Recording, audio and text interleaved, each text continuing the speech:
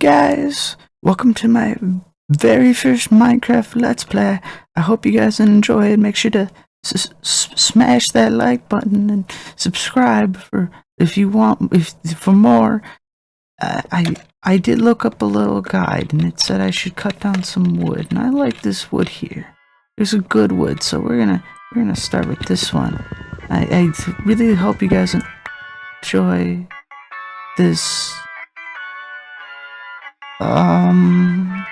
For a car to gain a cult following through any typical means usually refers to performance or motorsport success, something that really gets the testosterone bubbling. Or maybe something more in the way of innovation or technology, something to really bring something new to the table, something that hasn't yet been done before and may never be done to the same degree again. Really gets those tech bros excited. But there is a slightly less discussed but equally as important third route to becoming an icon in the car community. And this is something more involving culture. Now, when I say DeLorean, you think 1980s. When I say Chrysler PT Cruiser, you think 2000s. And despite its production going from the 30s well into the 2000s, when I say the 60s, you think the Volkswagen Beetle. These cars all have some things in common that you might not expect. They all have massive fan bases, maybe less so with the PT Cruiser, but that are often separate and sometimes even rejected by the greater car community. The Beetle was cheap, the DeLorean was unreliable, and the PT Cruiser was both, and all three are underpowered and claimed to innovate, but didn't really. All three cars entirely missed their original intended purpose, yet found a cult following anyways. These black sheep of the automotive industry are remembered not necessarily for their successes, in which these three cars couldn't be more different, rather being background pieces in a depiction of an era of culture.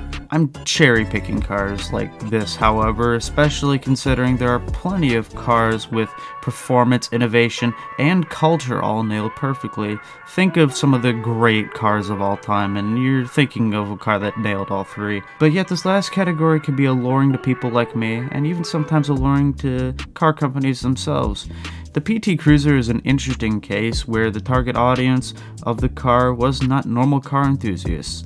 The unique body shape, focus on economy and retro design, which kicked off a huge wave of retro design, no doubt made this particular blob stand out in a world of Camry and Caravan-shaped blobs. Not only would this launch the renaissance of retro design, but brands focusing on cars for millennials overall. Our old friend the Beetle, the Chevrolet HHR, Honda Element, and launch whole brands like Scion, Smart, Fiat's North American efforts, BMW's idea of Mini, and to some vaguer degree late-stage Pontiac. While some of these were able to find a market with older generations, as they all tended to have tall roof lines, many failed to nail the younger market as the SUVs like the RAV4 and the CR-V started to become the all-conquering monsters we know them as today. That is, except for one. One that joined later to the party, but nailed not only the fan base they were all chasing, but a cult following originally promised to these other cars. One that was also cancelled just a few months ago with little reason. One called the Kia Soul.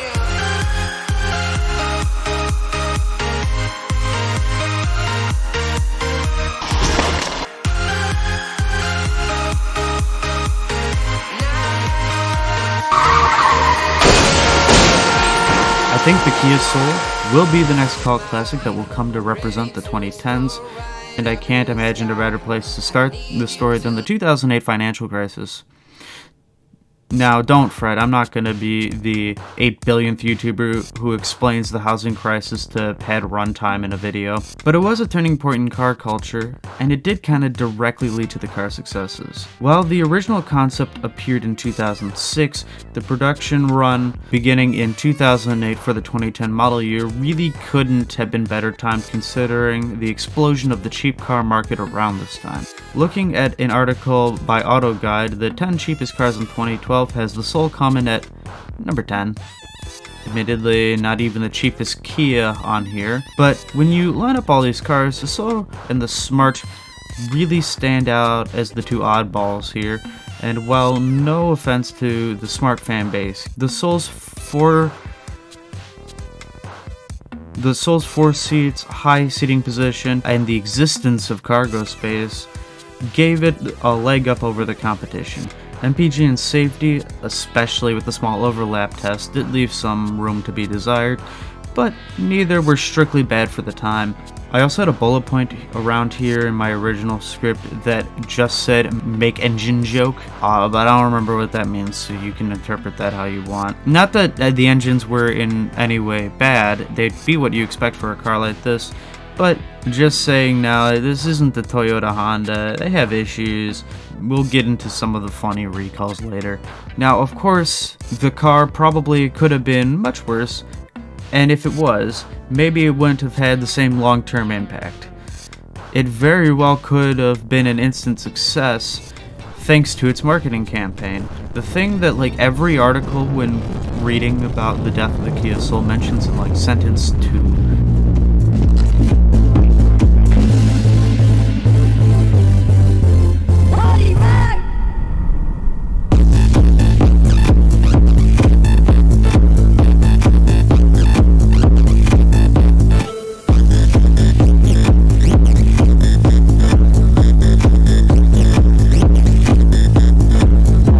Remember, this is at a time when much of the internet is dedicated to cute pet videos primarily, and therefore having caught somewhat of a culture wave, like Scion was trying to do and failing to do so. In this, it is also a bit like the DeLorean.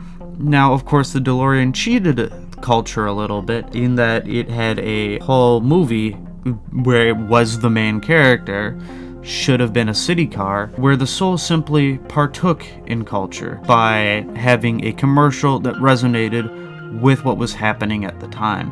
Yet when someone says time machine, maybe not the first thing that comes to mind, but the DeLorean always comes up in conversation, and I predict that throughout the rest of history, whenever someone says dancing hamsters, maybe not the first thing, probably not the first thing, but if the conversation goes long enough, the Kia Soul will get brought up.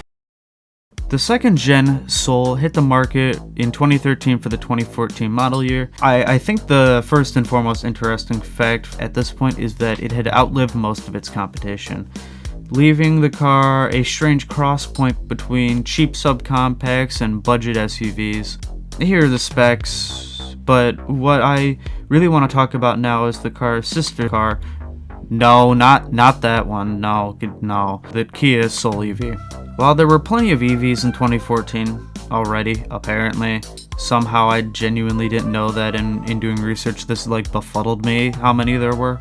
I really thought it was just like Tesla's the i3 and the Leaf. Speaking of the Leaf, between 2014 and 2019, only a little over 6,000 Kia EVs were sold in the US. And in the same time frame, the Leaf sold 170,000. Yet I feel like I never notice any of these older EVs on the road, including Leafs. Yet I feel like I see second-gen Kia EVs all the time. Very unsighted evidence, I know. Perhaps I just live in the Soul EV mecca. But I think what made the first-gen special against its rivals makes it popular amongst the used market of EVs. Like, sure, there's probably many of reasons to buy a Leaf as your first EV over a Kia Soul, but pretend you're a hipster for a second and just look at these two and tell me which one you'd rather have. Still the Leaf?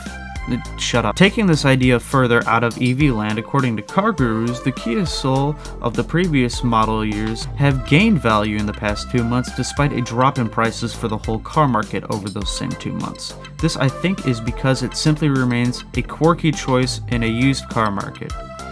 Like the PT Cruiser, both of these cars are not the greatest choice for a used car for budget transport.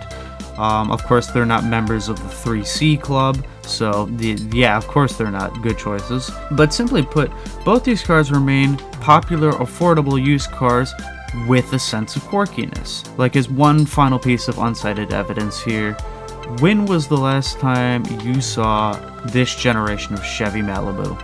This chapter I will spend the least amount of time talking about the relevant generation of Soul.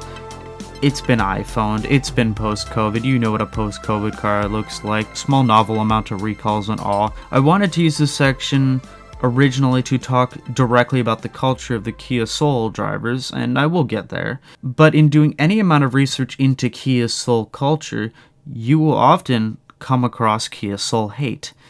The Kia Soul hate clan has 216,000 followers on Instagram. There's a post asking why there's so much Kia Soul hate on a Facebook group called Wichita Bad Drivers 2.0. But I think to find the culture of the Kia Soul, you have to actually look in the direction of the hate. To see how people respond to it, here is a Reddit post on the KiaSoulClub subreddit. Here's how people responded to it. I've never experienced hatred. I'm on my second I've only Soul. had people I enjoy the upgraded fact to that an I drive EV a a couple Soul. years ago, I'm 6 and I feet love 4 them inches both. and sound I like rough that as they hell. have a relatively small footprint I as a person. I also I'm disappointed it's been discontinued because I don't know what other car can fill the little niche that I've grown to love. You want to know what other budget car is largely hated? The Beetle. There need not be more evidence to this than the Top Gear Holy Trinity, the most revered opinions in all of car, equally hating the machine. But if you need more evidence, Googling Volkswagen Beetle hate does the trick for about 1,000 pages. Yet in spite of this, the Volkswagen Beetle community remains stronger than ever and more vibrant than ever. Now, hate of a car doesn't directly lead to counterculture of a car. There are plenty of cars that everyone actually hates, but it's rather a community that objects to the hate that makes the difference. I think regular car reviews in their review of the 2016 Kia Soul put it best. In the video they say, it's a car for people who hate driving, the exact type of people who would object to the opinion of the large car community and even further defy it. And when you consider the Mustangs, Cudas, and perhaps more directly Corvairs that the original Beetle was up against, you can make the same argument. Well, the Kia Soul has deaded. Rest in parking brake. Moreover, what's my point here? Am I saying that because this car was in a commercial that was generally hated, remains a popular hated used car, and is even more hated beyond that, that this car is an instant cult classic that will be worth millions the moment production ends? No. I don't think the Soul will ever have the same amount of media presence the DeLorean still has. If one is in the market for the quirkiest cube money could buy, I'd probably still recommend the PT Cruiser over this. And no matter how hated this car gets, the Beetle hate is just a different monster altogether. Yet, like the 60s, 80s, and 2000s to some degree, the 2010s really seem to have a vibe. The clothes, the music, the food. Hi, welcome to the unscripted section at the end of the video. Sick hours here, in case you're wondering why I sound so unenthusiastic now, or the part earlier where I did correct how long ago it was that the Kia Soul was canceled. Couple things I want to briefly cover here. For one, it's difficult to tell a story about Kia, especially during like the third generation, so like COVID-ish era, without mentioning the Kia boys, so I kind of wanted to briefly bring it up here, but the reason it's not in the core of the video itself is kind of on some, like, if I have nothing nice to say, why say anything kind of thing. So that's just why it's not covered, but I did want to put it here just because it's, like, it's a major point to the story, if I'm honest. You can look it up if you don't know what I'm talking about. The second one, and maybe more interestingly, I just kind of felt the need to mention this. I don't like the Kia Soul. I wasn't kidding about, like, I would recommend a Chrysler PT Cruiser over this. But in reality, if you're looking for a used car like this, the Scion TC, or not TC, the Scion XB XD is definitely the way to go. If you're looking for something kind of generally more towards the beginning of the Soul, but if you're more interested in the Soul because it's newer, get that this isn't quite in the same competition, but honestly my beloved Ford Flex would be a good shout here.